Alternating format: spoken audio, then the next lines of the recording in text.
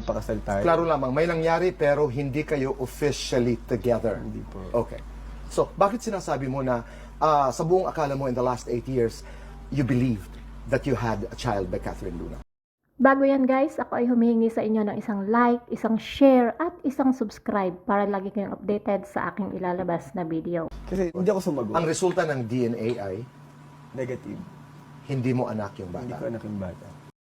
Narito na nga guys ang ating hot trending topics na kung saan ito ngang si Coco Martin ay handang tulungan si Catherine Luna sa eye surgery bago bigyan ng role sa Batang Quiapo.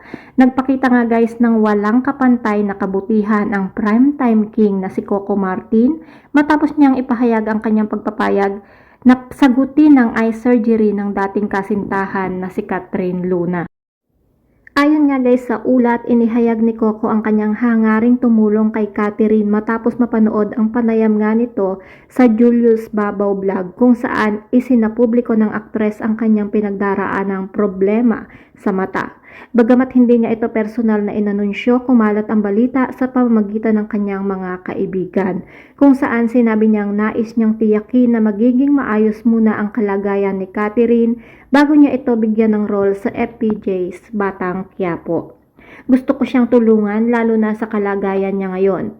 Hindi naman natin alam ang pinagdadaanan ng ibang tao. Kaya kung may kakayahan tayong tumulong, bakit hindi? Sabi nga nitong si Coco Martin.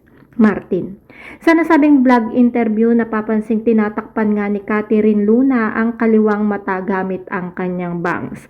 Ayon sa aktres, matagal na nga siyang may kondisyon sa mata ngunit hindi niya ito agad na ipagamot dahil sa kanyang matinding hamon sa buhay. Maliban nga dito, ginamit nga rin ni Catherine ang pagkakataon upang humingi nga ng tawad kay Coco Martin matapos ang matagal na issue noon tungkol sa kanyang anak.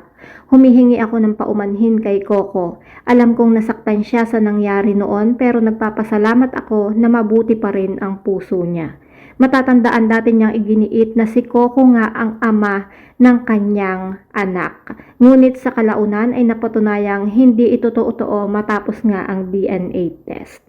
Ayon nga sa ulat, ipinaalam na kay Catherine ang intensyon ni Coco na tumulong sa kanyang operasyon. Gayunpaman, wala pa siyang normal na sagot dahil siya ay kasalukuyang buntis sa kanyang ika-8 anak.